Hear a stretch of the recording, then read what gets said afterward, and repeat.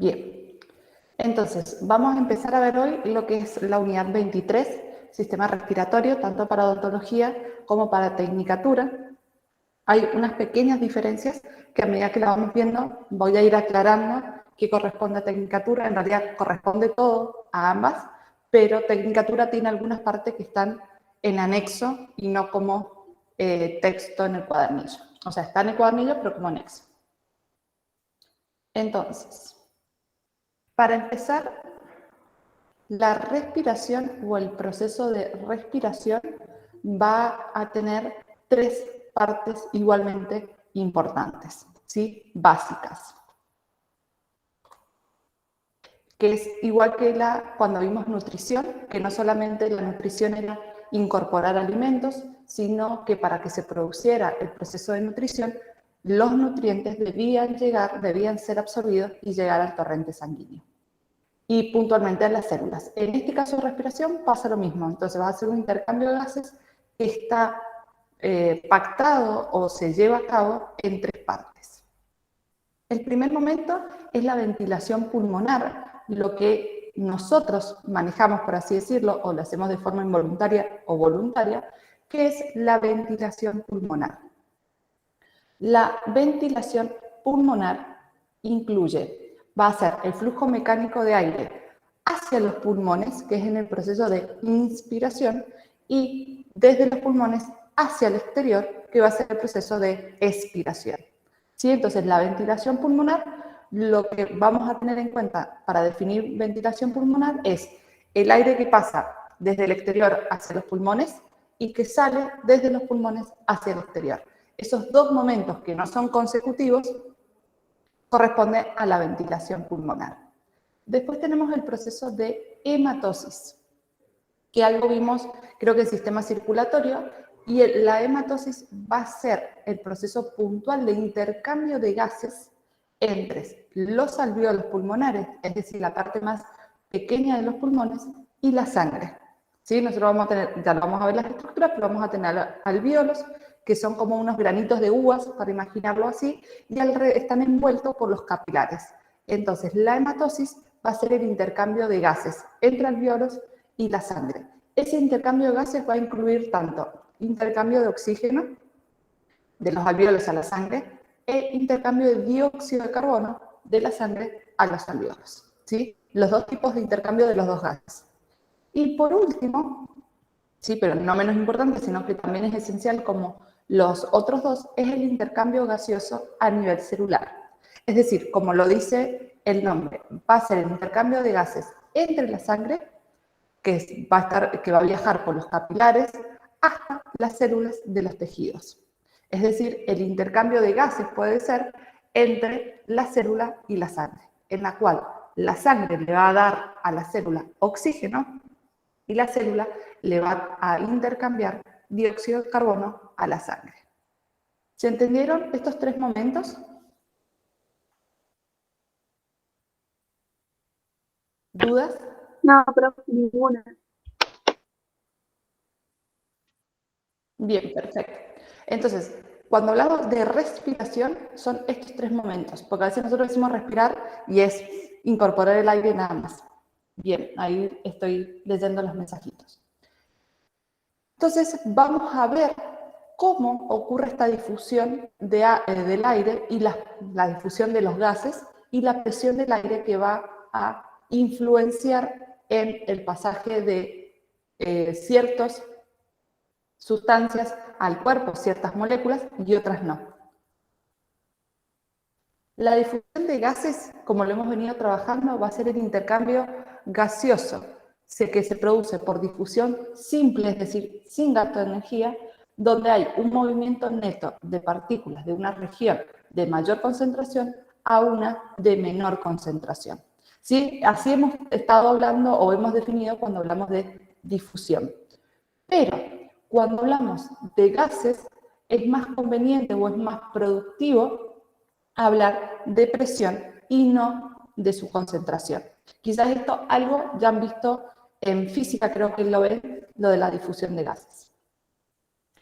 Entonces, para conocer la difusión o la velocidad de este gas que se va a transportar, está la ley de Fick. La ley de Fick, ustedes en sus cuadernillos no lo tienen desarrollado, pero sí tienen la fórmula, entonces deben conocer a qué hace referencia este proceso o estos valores. Entonces, la Q nos va a determinar la velocidad en la que va a circular una sustancia entre dos puntos. Es decir, cómo va a pasar de un lugar A un lugar B, a qué velocidad va a desplazarse. ¿Cómo obtenemos esa velocidad? Es a través de la siguiente fórmula.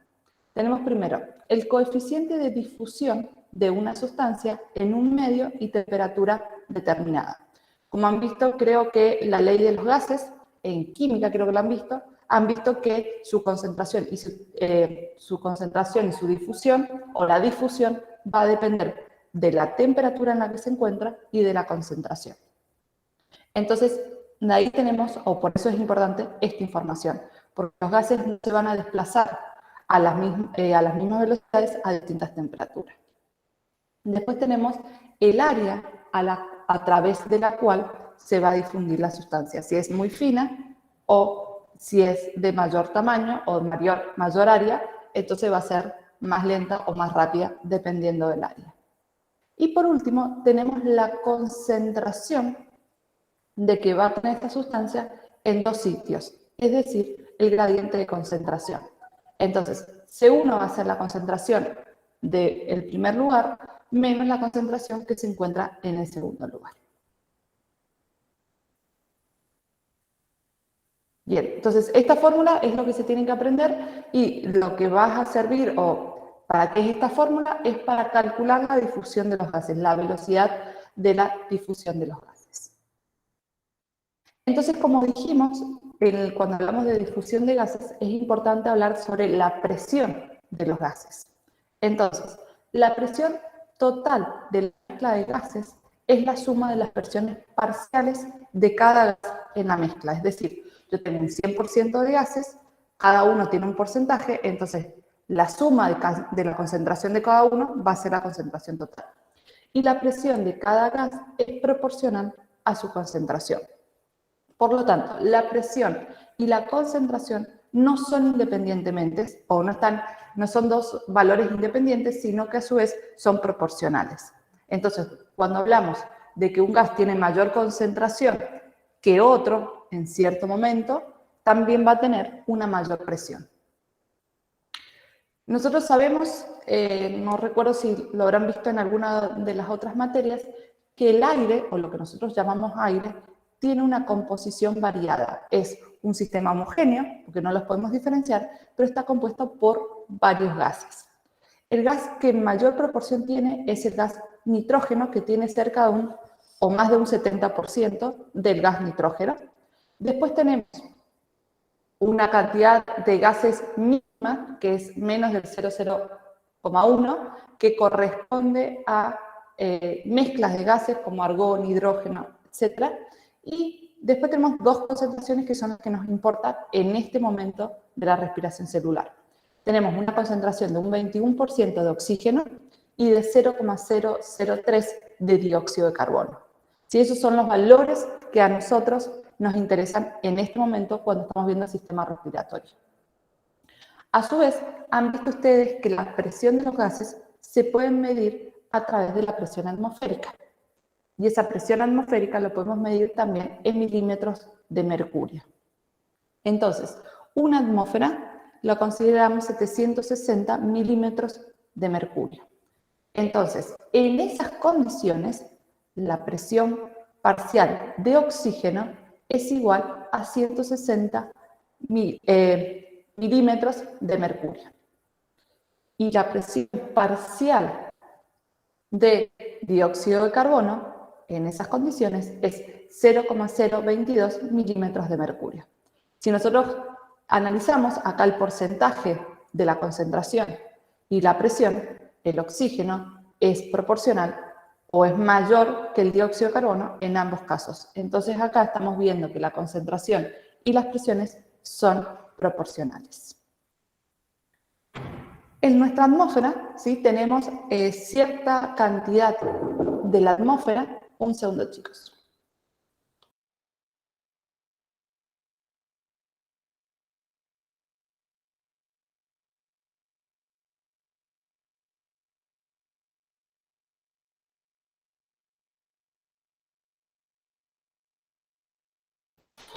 Perdón, chicos. Bien, entonces, como les venía comentando, en la atmósfera tenemos vapor de agua.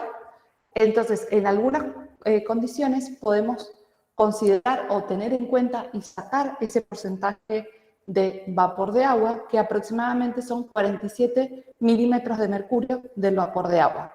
Entonces, si nosotros eliminamos ese vapor de agua, la presión atmosférica o una presión atmosférica nos lleva a 713 milímetros de mercurio. Entonces, en esa proporción, la presión de oxígeno es de 149 milímetros de mercurio y la presión de dióxido de carbono es 0,021 milímetros de mercurio. Siempre hablando en condiciones de una atmósfera que sería a nivel del mar. ¿Dudas con esto hasta acá?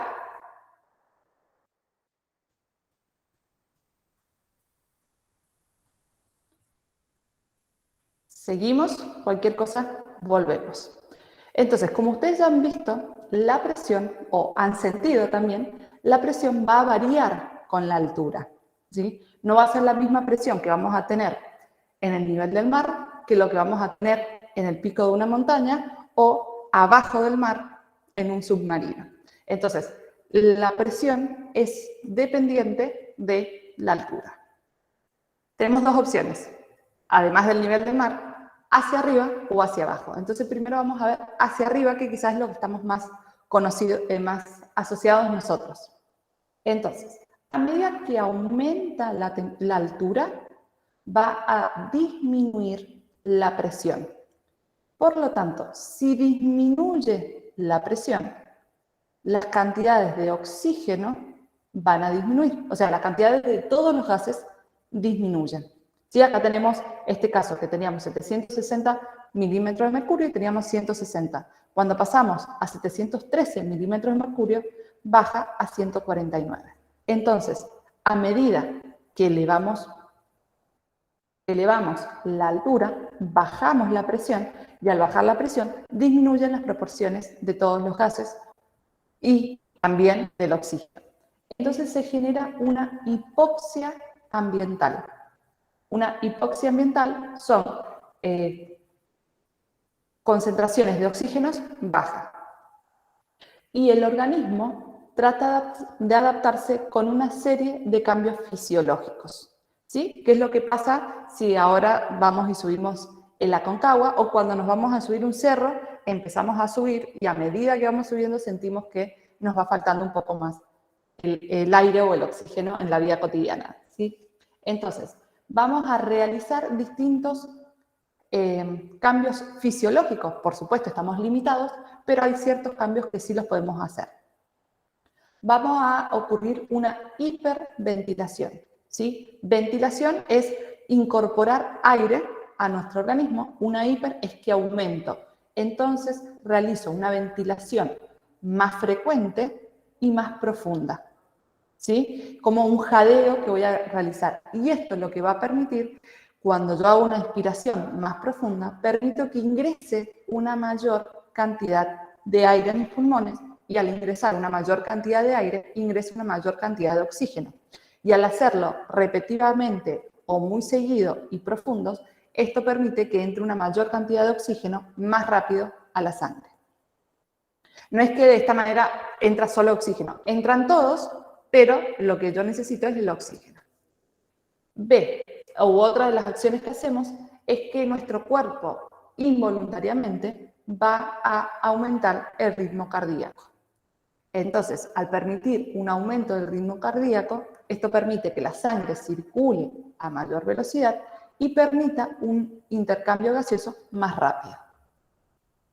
Después también se produce una afinidad de la hemoglobina por el oxígeno, como que se especializa un poco más, y hay un aumento del número de glóbulos rojos circundante. ¿Por qué necesito un aumento de glóbulos rojos circundantes? porque estos van a tener la hemoglobina y son capaces de transportar el oxígeno, ¿sí? Su función es transportar el oxígeno. Entonces, si me adapto a largo tiempo, voy a ir generando estos últimos efectos. Y si nos vamos al caso contrario, bajo el nivel del mar, si nosotros bajamos la altura, la presión aumenta, ¿sí? Es inversamente proporcional. Y esto puede generar embolias en la obstrucción de los vasos sanguíneos. Nosotros no tenemos la capacidad de respirar bajo el mar, entonces debemos utilizar mascarillas con oxígeno y esto es aire comprimido. Entonces, si yo asciendo a una gran velocidad, se pueden formar burbujas de nitrógeno en la sangre y a su vez en los tejidos y se pueden ubicar en los capilares impidiendo el intercambio gaseoso. Entonces, si no hay intercambio gaseoso, las células se mueren.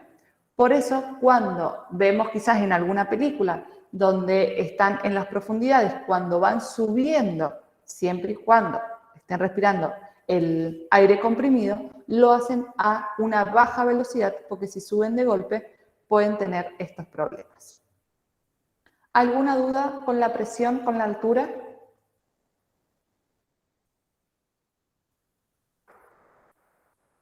No, profe. Bien, perfecto. Entonces, lo que vamos a ver ahora va a ser la evolución, ¿sí? Todo eso lo que vimos se adapta mucho al ser humano, pero coincide también con los otros seres vivos. Lo que vamos a ver ahora es la evolución o el mecanismo de respiración directa e indirecta en los distintos seres vivos o en los distintos grandes grupos de seres vivos. No vamos a ver todos los seres vivos con una gran diversidad. Esta parte, técnicos lo tiene como anexo, pero lo tiene. Quizás van a aparecer algunas cosas como repetitivas, porque ya hemos visto, en cada una de sus carreras, hemos visto la diversidad de los seres vivos. Entonces, en la biodiversidad, una forma de la clasificación era el tipo de respiración, al igual que la circulación, que también fuimos viendo evolutivamente, y el digestivo también. Entonces, la forma más simple que tenemos de respiración es una respiración, o los tipos de respiraciones los vamos a dividir en dos, directa e indirecta. De la respiración directa, es como el nombre lo dice, es totalmente directa. Entonces es una difusión simple, sin gasto de energía, entra, sale oxígeno, sale dióxido de carbono, es directo. Donde el oxígeno u otros gases que se necesitan, ¿dónde van a ocurrir o en qué seres vivos se van a llevar a cabo? En organismos unicelulares aerobios y en pluricelulares planos, como por ejemplo la hidra. Entonces, es fina y esto permite que a través que ingrese el oxígeno, salga el dióxido de carbono, no necesita ninguna estructura que nos permita el intercambio gaseoso. Por eso es solamente por difusión simple. Después tenemos una difusión indirecta, donde ya van a participar otras estructuras que van a colaborar con el intercambio gaseoso. Tenemos vamos a desarrollar 4 tipos: piel, tráqueas, branquias y pulmones. ¿Sí? Vamos a ver ahora puntualmente grandes grupos que presentan, por ejemplo, la piel, o quienes van a respirar por piel, los anélidos en su mayoría, las tráqueas, los artrópodos, las branquias, los peces, y los pulmones, reptiles, aves y mamíferos. Por supuesto, pueden haber excepciones en algunos, o algunos seres vivos en cierto estadio utilizan un tipo de respiración y en la adultez utilizan otro tipo de respiración. Entonces, características de esta respiración indirecta. La piel, ¿sí? Van a utilizar este tipo de respiración anélidos y otros gusanos. La piel se va a utilizar como una superficie de intercambio. Toda la piel es una superficie de intercambio. Entonces, la cutícula, o la parte de la piel, o el tejido externo de los animales, tienen una humedad, están lubricados en estos seres vivos, en anélidos y otros gusanos. Y estas células epidérmicas son finas y tienen una cara hacia el exterior, porque son de la epidermis, y otra cara directo a los vasos sanguíneos. ¿Sí? No es que tengo que atravesar varias células para llegar al vaso sanguíneo, sino que está en contacto directo. Entonces, esto me permite que el dióxido de carbono salga del organismo a través de la piel y el oxígeno ingrese al organismo a través de la piel. Y de esta manera, o sea, acá, y se va a ir a todo el cuerpo, por supuesto.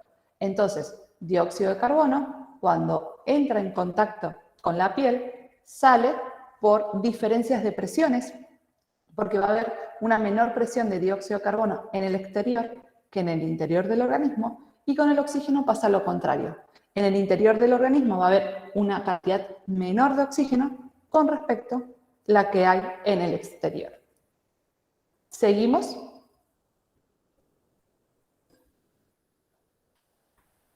Cualquier cosa, volvemos si fuera necesario. Y por supuesto, el oxígeno que ingresa al cuerpo va a ir a través de los capilares a todas las células. El segundo mecanismo que tenemos son las tráqueas, que generalmente se encuentran en los artrópodos. También funciona como una superficie de intercambio. Pero en este caso vamos a tener lo que denominamos espiráculos, que van a ser poros o orificios que tienen en la superficie los artrópodos, y estos se van a conectar en el interior del cuerpo a través de tráqueas. Y estas tráqueas se van a bifurcar, ¿sí? Se van a ir haciendo cada vez más finitas para que de esta manera llegar a todas las células y permitir el intercambio gaseoso. Esta ramificación que se va afinando permite el intercambio. Y estas tráqueas mantienen su forma, ¿sí? Siempre quedan abiertas, no es que se contraen y se abren, sino que siempre quedan abiertas porque poseen en su estructura quitina. Entonces eso le da una mayor resistencia para que no se cierre o no se obstruya y permitir el ingreso del aire. Y por supuesto, el intercambio gaseoso, ¿sí? El ingreso del aire rico en oxígeno y sale rico en dióxido de carbono. Siempre acordémonos de este doble proceso, que tiene que ingresar y salir. Ahora nos vamos a las branquias. Principalmente peces. Hay otros organismos que quizás lo tienen en una etapa juvenil, pero no lo vamos a ver, sino que solamente las branquias van a estar presentes en los peces. Como sabemos, los peces viven en un medio acuático, por lo tanto, obtienen su oxígeno a partir del agua. Las branquias son evaginaciones, se van a encontrar en el interior del pez. Generalmente se encuentra próximo a la boca, ¿sí? Medianamente, si nosotros fuéramos peces, próximo a los oídos se van a encontrar. Y ¿cómo funcionan estas branquias? El pez lo que hace es tragar agua, ¿sí? Permite el ingreso de una gran cantidad de agua, y esta agua va a pasar a través de las branquias, ¿sí? Es como que yo trago agua y por acá tengo mis branquias, entonces el agua va a salir por acá. Si ustedes quizás han visto los peces, cuando ven las cabezas tienen como una tapita, ¿sí? Esa tapita se denomina opérculo y que la función de esa tapita es proteger las branquias. Entonces, cuando ingresa el agua, ese opérculo se abre permitiendo que el agua pueda salir.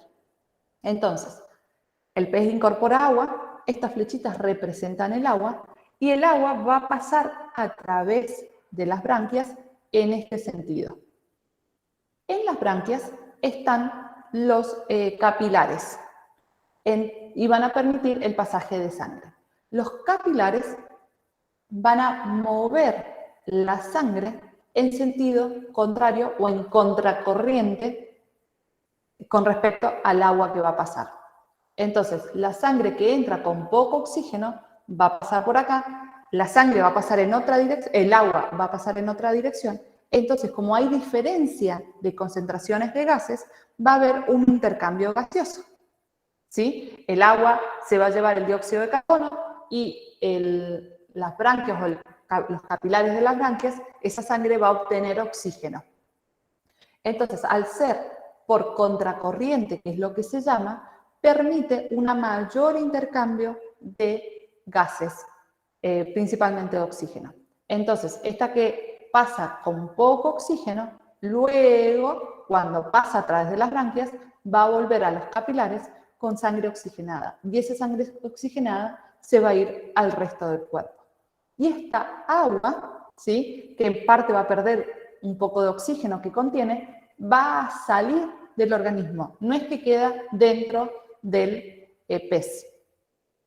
Y todo este mecanismo de ventilación lleva un gasto de un 20% de la energía. ¿Se entendió esto hasta acá? ¿Estamos? Que quizás están un poco más complicadas porque son raras. No estamos acostumbrados. ¿Seguimos?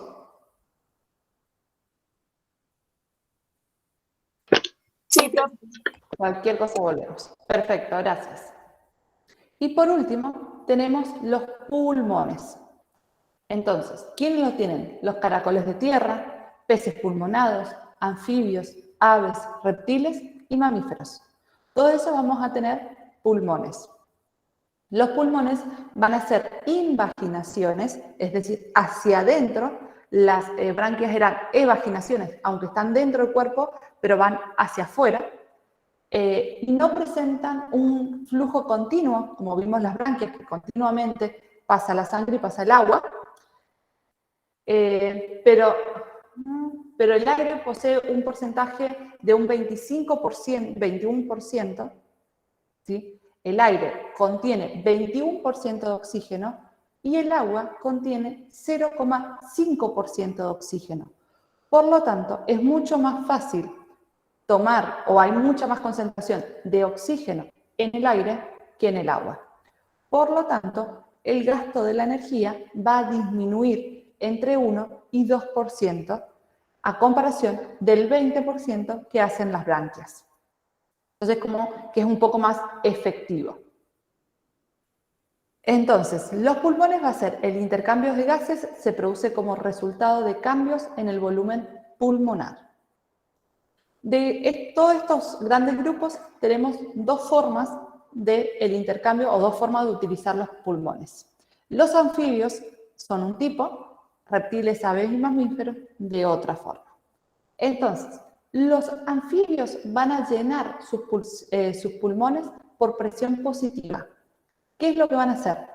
Van a tragar aire, ¿sí? Muy similar a los peces que tragaban agua. Ellos van a tragar aire y van a hacer que pase el aire hacia los pulmones a través de trago aire, mantengo cerrada y trago como si fuera alimento, ¿sí? Sí, quizás los más conocidos que podemos llegar a imaginarnos o recordarnos, quizás un sapo o una rana, donde vemos que explaya o aumenta su boca o el buche y lo vemos que está inflado. Eso ahí en este momento está incorporando el aire a su interior. Entonces, ¿qué hace?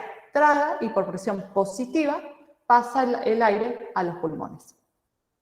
Los reptiles, aves y mamíferos no lo hacemos de esa manera, sino que vamos a llenar nuestros pulmones por presión negativa. ¿Qué es esto? Es que el aire se va a mover desde el interior y hacia el exterior dependiendo de las cavidades pulmonares que vamos a tener, es decir, por la contracción y la relajación. Por ejemplo, si nosotros hacemos una respiración muy profunda, si ustedes la hacen ahora, van a sentir que en la mitad del van a sentir que algo se baja, va a ser el diafragma, y que las costillas o los músculos intercostales aumentan. Entonces, de esta manera, se cambia la presión de la caja torácica, eso permite que ingrese el aire, y para expulsarlo, lo que pasa es el efecto contrario. Los músculos intercostales se contraen, el diafragma vuelve a su posición, y de esa manera disminuyo la capacidad de la cavidad pulmonar y hace que el aire salga. ¿Sí? Si ustedes se ponen a respirar conscientemente de forma profunda, van a poder ver todas estas contracciones y relajaciones que les estoy mencionando. ¿Se entendió? ¿Dudas?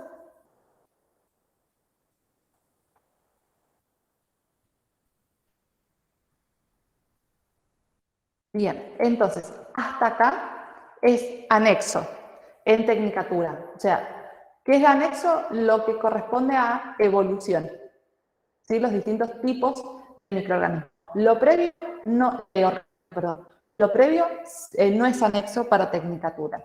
Y lo que empezamos a ver ahora está en el cuadernillo y en los apuntes para todos. No es parte de los anexos.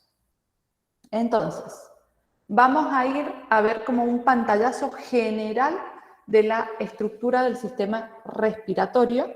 Es como una breve introducción, un ingreso al sistema respiratorio y la semana que viene nos vamos a meter de lleno, por así decirlo, en cada una de las estructuras y las funciones de cada órgano. Características generales de la respiración humana es que tenemos una frecuencia respiratoria de 12 a 15 por minutos.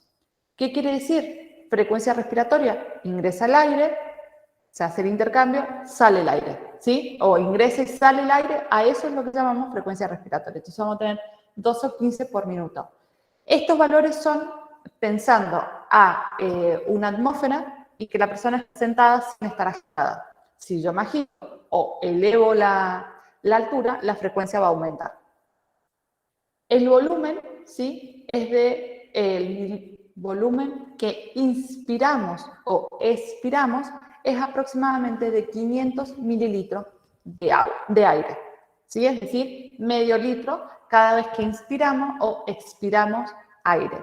Y por lo tanto, vamos a tener un caudal por minuto de 6 a 8 litros de aire por minuto. En estos 6 a 8 litros de aire por minuto, 250 mililitros corresponden a oxígeno. Y 200 mililitros de los que salen, de los que egresan, corresponden a dióxido de carbono, ¿sí? Entonces, para que veamos esa diferencia, la gran cantidad de aire que incorporamos y qué tan poquito tiene oxígeno o dióxido de carbono.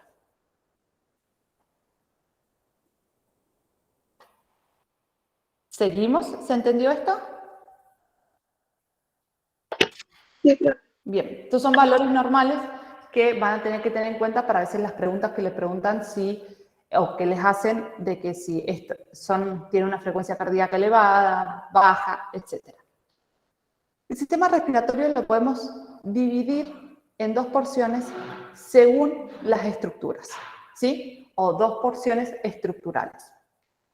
Vías aéreas superiores van a ser la nariz, la faringe, que ya vimos que participaba en el sistema digestivo, y las estructuras acompañantes a estas dos, como fosas nasales, etc.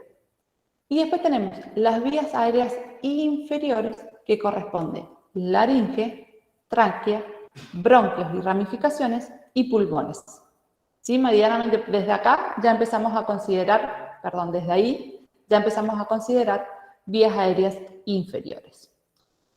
Y el sistema respiratorio también lo podemos clasificar en dos porciones según sus funciones. Vamos a tener una función de conducción y una función respiratoria. Entonces, la función o la porción de conducción van a ser conductos o vías conectadas entre sí que filtran, calientan, humedecen y conducen el aire hacia los pulmones. Por lo tanto, ¿cuáles van a ser las estructuras? Nariz, faringe, laringe, tráquea, bronquios y bronquiolos. Estos son los conductos, los que van a llevar el aire. Y la porción respiratoria o las funciones respiratorias, vamos a tener tejidos pulmonares en los que va a ocurrir el intercambio gaseoso. A eso es la porción respiratoria, donde hay intercambios gaseosos. Vamos a tener los bronquiolos respiratorios, los conductos y sacos alveolares y los alvéolos.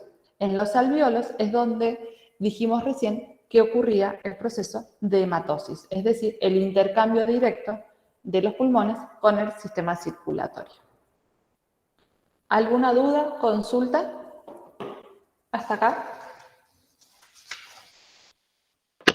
No, profe, ningún. Bien, perfecto, buenísimo. Entonces, hasta acá es el contenido que vamos a trabajar hoy. Después, la semana que viene, vamos a empezar con la anatomía.